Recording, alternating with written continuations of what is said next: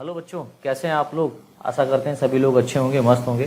जैसा कि 2-3 दिनों से आप न्यूज़ देख रहे हैं कि 34 साल बाद शिक्षा नीति में बदलाव लाया गया है। दैट मीन्स एजुकेशन पॉलिसी में जो चेंजेस किए गए हैं वो क्या क्या किए गए हैं उनके बारे में हम लोग यहाँ पर डिस्कस करेंगे। और मेनली हम लोग यहाँ पर जो देखेंगे वो ग्रेजुएशन में क्या बदलाव किए गए हैं, यानी कि जब आप जो ग्रेजुएशन के छात्र हैं या आप ग्रेजुएशन में जब एडमिशन लेंगे तो आपको कौन कौन से रूल्स को फॉलो करना पड़ेगा, उनके बारे में हम लोग यहाँ पर देखेंगे। इससे पहले मैंने क्लास 1 से लेकर के क्लास 12 तक के जो भी एजुकेशन पॉलिसी में चेंजेस की गई हैं, उनके एजुकेशन पैटर्न में जो भी चेंजेस किया गया है उसकी मैंने वीडियो पहले से ही बना दी है और उसको मैंने अपने दूसरे चैनल पर अपलोड किया हुआ है। अगर आप लोगों ने अभी तक उसे नहीं देखा है तो मैं इस वीडियो के डिस्क्रिप्शन में उसका लिंक दे दूंगा। आप उस लिंक के थ्रू उस वीडियो को पूरा देखिए, तब आपको ग्रेजुएशन का प्लस क्लास 1 से लेकर के क्लास 12 तक का जो भी एजुकेशन की नीतियों में बदलाव लाया गया है उसका सारा ज्ञान हो जाएगा, उसका सारा नॉलेज आप तक पहुंच जाएगा। यहाँ पर हम लोग जो है ना ग्रेजुएशन में क्या बदलाव आए हैं उसके बारे में देखेंगे। और इससे पहले हम लोग बात कर चुके थे कि क्लास 10 प्लस 2 का जो फॉर्मेट है वो खत्म हो चुका है। क्लास 1 से 12 तक की पढ़ाई का न्यू फॉर्मेट अब ये लागू हुआ है। कौन सा लागू हुआ है?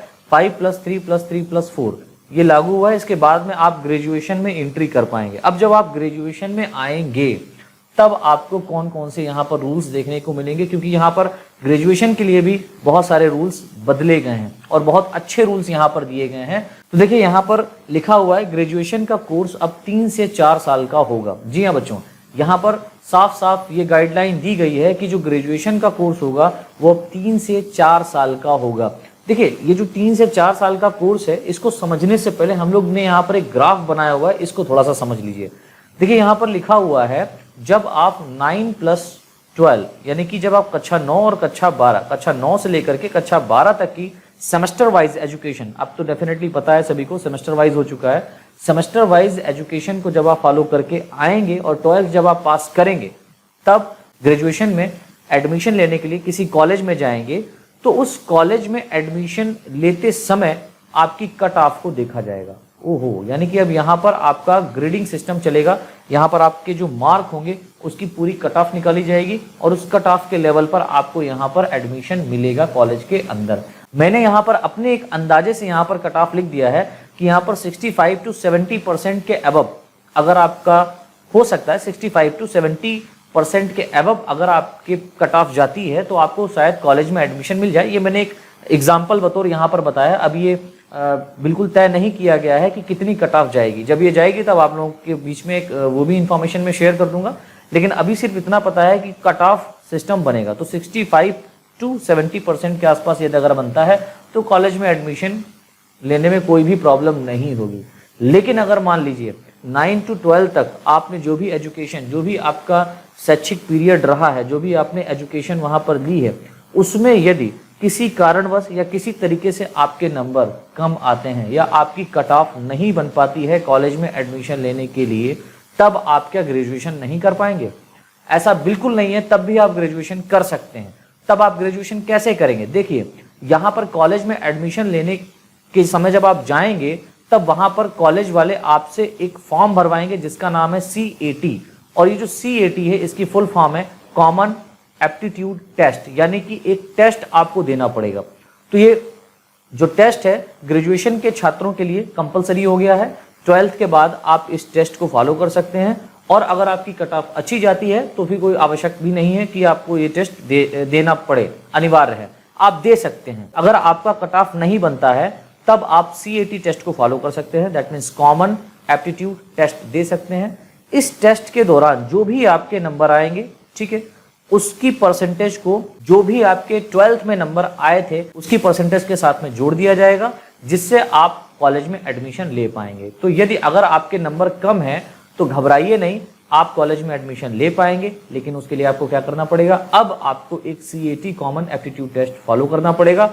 इस टेस्ट के अंतर्गत जितने भी आपके नंबर आते हैं उन नंबर्स को यहाँ पर जोड़ा जाएगा और फिर एक फाइनल आपकी कट ऑफ निकाली जाएगी और तब आप दाखिला ले पाएंगे। अब आप अगर ये टेस्ट भी नहीं निकाल पाते हैं तो जाहिर सी बात है फिर आप योग्य ही नहीं है कॉलेज में एडमिशन लेने के लिए, राइट। तो अब देखिए यहाँ पर जो 4 वर्षों का कंप्लीट ग्रेजुएशन कोर्स दिया गया है, ठीक है, इसमें क्या क्या नियम लागू किए गए इनके बारे में हम लोग देखते हैं। तो देखिए यहाँ पर लिखा हुआ है 4 वर्षों के कंप्लीट ग्रेजुएशन कोर्स में कुछ नए नियम लागू किए गए हैं। ये नियम कौन कौन से हैं? तो देखिए पहला नियम यहाँ पर ये है कि पहले वर्ष यानी कि आप फर्स्ट ईयर में जब होंगे तो आपको सर्टिफिकेट प्रोवाइड किया जाएगा, दूसरे वर्ष डिप्लोमा प्रोवाइड किया जाएगा और तीसरे वर्ष आपको बैचलर डिग्री प्रोवाइड की जाएगी और चौथे वर्ष आपको रिसर्च के साथ डिग्री दी जाएगी। देखिए यहाँ पर एक बात मैं आपको बता दूं, अभी तक एजुकेशन सिस्टम में क्या होता था, एजुकेशन पॉलिसी के अंतर्गत क्या था कि अगर आप बीएससी में या बीए में एडमिशन लेते हैं या ग्रेजुएशन आप करने जाते हैं तो वहां पर 3 साल का ग्रेजुएशन था, ठीक है। अब इस 3 साल के ग्रेजुएशन में अगर मान लीजिए आपने 1 साल का पेपर दिया, ठीक है, और दूसरे साल आप किसी कारणवश एडमिशन नहीं ले पाए और आपका गैप थोड़ा सा लंबा हो गया, तो क्या होगा कि आप जब जाएंगे दोबारा से एडमिशन लेने के लिए तो उसी कॉलेज में क्या होगा, आपको फिर से आपको एडमिशन लेना पड़ता था। या 1-2 साल का अगर गैप हुआ है तो मान्य नहीं होता था, आप किसी भी तरीके से एडमिशन ले सकते थे, वहां पर कुछ इंस्ट्रक्शन फॉलो किए जाते थे, आपका हो जाता था। लेकिन ज्यादा लंबा गैप हो जाए तो आपको फिर से करना पड़ेगा, ठीक है। तो ऐसा ना हो करके अब देखिए क्या होगा। अच्छा, तो उसमें घाटा क्या होता था, आपने 1 साल जो पढ़ाई की वो 1 साल पढ़ाई आपकी वेस्ट चली गई, आपको फिर से पढ़ना पड़ता है, राइट। अब ये ऐसा नहीं हुआ, अब ये ऐसा बिल्कुल नहीं होगा। अगर आपने 1 साल एडमिशन लिया है, आपने एग्जाम दिए हैं, तो आपको उस 1 साल का सर्टिफिकेट प्रोवाइड कराया जाएगा, राइट। आपको क्या दिया जाएगा, सर्टिफिकेट दिया जाएगा। अब मान लीजिए अगर आप सेकेंड ईयर नहीं कर पाए, एडमिशन नहीं ले पाए, तो आपको सर्टिफिकेट मिलेगा कि हाँ भैया आपने जो है ना 1 साल पढ़ाई की है। अब अगर आप दोबारा एडमिशन लेने जाते हैं तो आप सेकेंड ईयर में एडमिशन लेंगे, ना कि फर्स्ट ईयर में। तो ये एक जो नीति यहाँ पर लागू की गई है ये बहुत अच्छी लगी मुझे और ये बहुत अच्छा यहाँ पर सिस्टम दिया गया है। तो सेकेंड ईयर में आपको क्या दिया जाएगा, डिप्लोमा। मान लीजिए आपने सेकेंड ईयर में एग्जाम दे दिए, थर्ड ईयर में नहीं दे पाए, तो आपके 2 साल के जो आपने मेहनत की है उसका आपको क्या दिया जाएगा, डिप्लोमा दिया जाएगा। अब फाइनल क्या है कि तीसरे साल आप जब थर्ड ईयर डिग्री यहां पर लेंगे तो आपको बैचलर डिग्री जो आपको 3 साल में प्रोवाइड अभी होती है तब भी होगी, बैचलर डिग्री आपको प्रोवाइड की जाएगी। तो यहां पर देखिए लिखा हुआ है 3 वर्ष की डिग्री उन छात्रों के लिए है जो आगे हायर लेवल की एजुकेशन या रिसर्च नहीं करना चाहते। अगर आप 3 साल बाद ड्रॉप करना चाहते हैं पढ़ाई को तो आप यहां से छोड़ सकते हैं और आपको क्या मिल जाएगी, बैचलर डिग्री मिल जाएगी। अब देखिए अगर आप चौथे साल कंटिन्यू पढ़ाई करते हैं, ठीक है, अगर आप चौथे साल कंटिन्यू पढ़ाई करते हैं तो आपको रिसर्च के साथ डिग्री मिलेगी। यानी कि आप जो रिसर्च कर रहे हैं, ठीक है, आपका जो सब्जेक्ट रहेगा उस पर आपको रिसर्च कराया जाएगा और उस रिसर्च के साथ साथ आपको बैचलर डिग्री भी दी जाएगी और वो टोटल मिलाकर के आपको डिग्री दी जाएगी।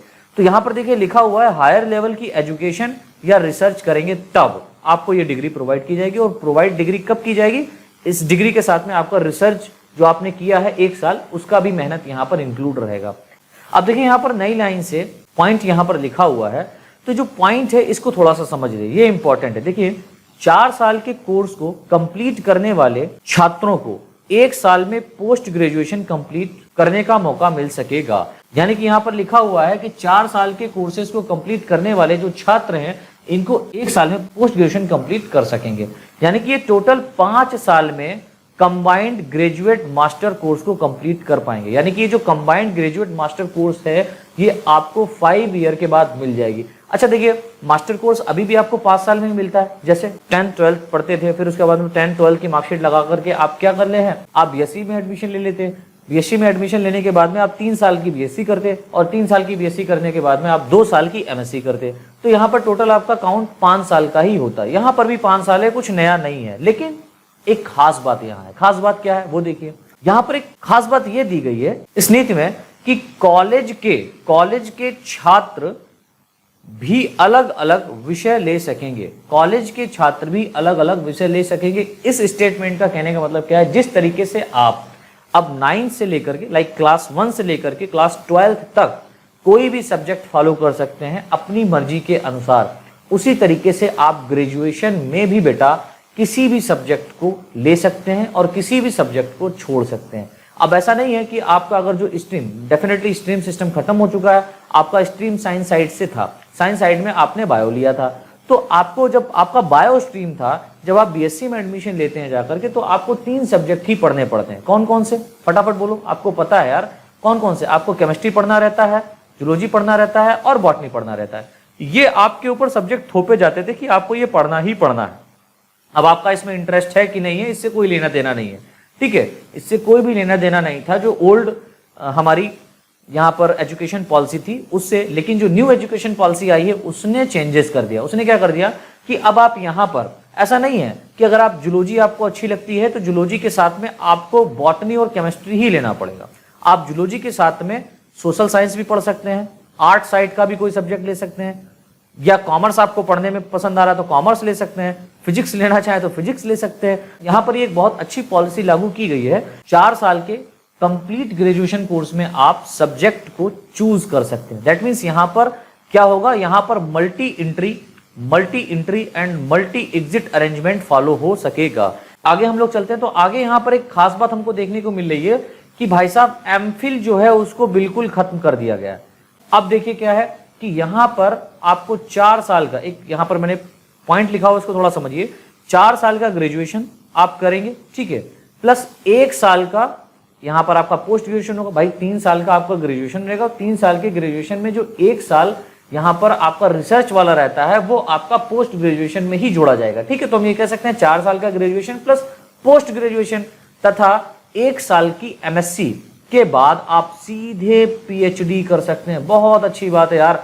अब आपको ये जरूरी नहीं है कि आपको नेट निकालना पड़े, ये सारी संस्थाएं खत्म कर दी गई हैं। वही यहां पर लिखा हुआ है कि जो UGC that means national eligibility test, NCTE national council for teacher education and AICTE all India council for technical education, ये जितनी संस्थाएं थी इनको अब रद्द कर दिया गया है, काट दिया गया है। अब ये न्यू पॉलिसी के अंतर्गत लागू नहीं होंगी। इन सब चीजों के बाद आपको एक बात और बहुत अच्छी लगेगी इस न्यू एजुकेशन पॉलिसी में कि जो बैंक क्रेडिट है वो आपको यहां पर मिलेगा। बैंक क्रेडिट मतलब यहां पर सरकार आपको पैसा देगी? अरे नहीं यार, पैसा वाला अलग सिस्टम है, ये बैंक क्रेडिट कुछ अलग टाइप का है। देखिए यहां पर पहला लिखा हुआ है ज्यादा कोर्स एक साथ कर पाएंगे। अब मान लीजिए अगर आप बैचलर कोर्स कर रहे हैं, ठीक है, तो बैचलर डिग्री लेने के लिए आपको सिर्फ बैचलर डिग्री पर ही फोकस करना पड़ता था, इसके साथ साथ आप अलग से कोई दूसरा कोर्स नहीं कर सकते थे। लेकिन इस मुहिम में 4 साल की जो ग्रेजुएशन यहां पर आपको कोर्स दिया जाएगा, इसमें आप 4 साल के साथ साथ इसमें आप अपने कोर्स के साथ साथ साइड से भी कोई अलग कोर्स कर पाएंगे, ठीक है, जो भी आपका मन करे आप कोर्स कर सकते हैं। फिर देखिए यहां पर दूसरा पॉइंट है, जो कोर्स पूरा होगा, यानी जो भी आप कोर्स करेंगे वो फर्जी में नहीं रहेगा। देखिए क्या होगा, जो भी आप कोर्स करेंगे वो जब पूरा होगा उसके अंक, यानी कि जो भी उसका जो पेपर आप देंगे उसमें जो भी आप नंबर लेंगे वो आपके क्रेडिट बैंक में क्या कर दिए जाएंगे, जमा कर दिए जाएंगे, जो कि एक डिजिटल और ऑनलाइन प्रोसेस यहां पर रहेगा, ठीक है, डिजिटल और ऑनलाइन पूरा प्रोसेस यहां पर है, ठीक है। तो जो मानव संसाधन विकास मंत्रालय है ना भाई साहब, ये तो आपको पता है कि चेंज कर दिया गया शिक्षा मंत्रालय में। तो शिक्षा मंत्रालय ने ये बहुत एक बड़ी मुहिम छेड़ी है और मुझे भी ऐसा लगता है आने वाले समय में जो बच्चों का फ्यूचर होगा वो कुछ अच्छा होगा, बेहतर होगा। यहाँ से बच्चे अब थोड़ी सी रुचि ले सकते हैं, यहाँ से इंटरेस्ट उनके अंदर जगेगा कि वो किस तरीके से अपने फ्यूचर को वो आगे बनाना चाहेंगे।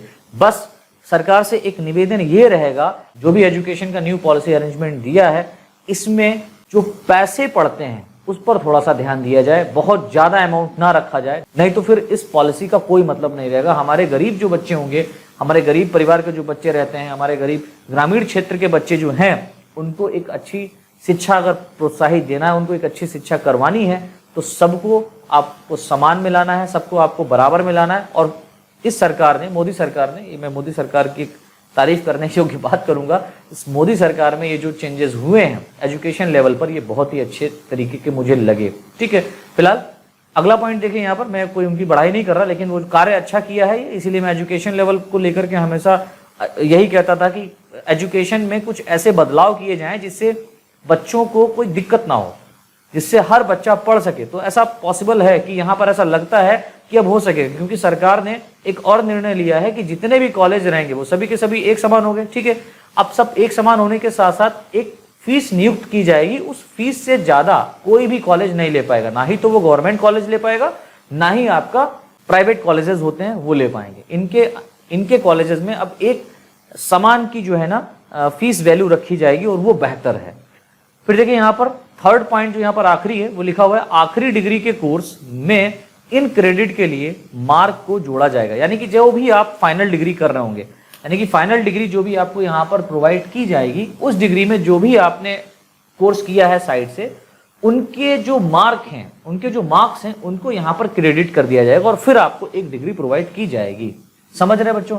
तो आशा करते हैं कि आपको ये यहाँ पर जितने भी थिंग्स हैं, जितने भी इंपॉर्टेंट पॉइंट्स हैं वो मैंने यहाँ पर मेंशन किए हैं, आपको समझ में आए होंगे। अगर समझ में आया है तो वीडियो को लाइक कर लीजिए और इस वीडियो को अगर आप पहली बार देख रहे हैं तो प्लीज मेरे चैनल को सब्सक्राइब कर लीजिए, बेल आइकन दबा लीजिए, जिससे मेरे द्वारा जो भी वीडियो अपलोड की जाएगी ग्रेजुएशन के लेवल पर वो आप तक सबसे पहले पहुंच जाएगी। और अभी तक अगर आप लोगों ने इससे पहले वाली वीडियो नहीं देखी है, जो क्लास 1 से लेकर के क्लास 12 तक का जो फॉर्मेट चेंज हुआ है उस पर भी मैंने वीडियो बनाई हुई है, उसका मैं लिंक यहाँ पर दे दूंगा। उस लिंक के थ्रू आप उस वीडियो को देखिए जा करके, तब आपको पूरा नॉलेज हो जाएगा। Thanks a lot.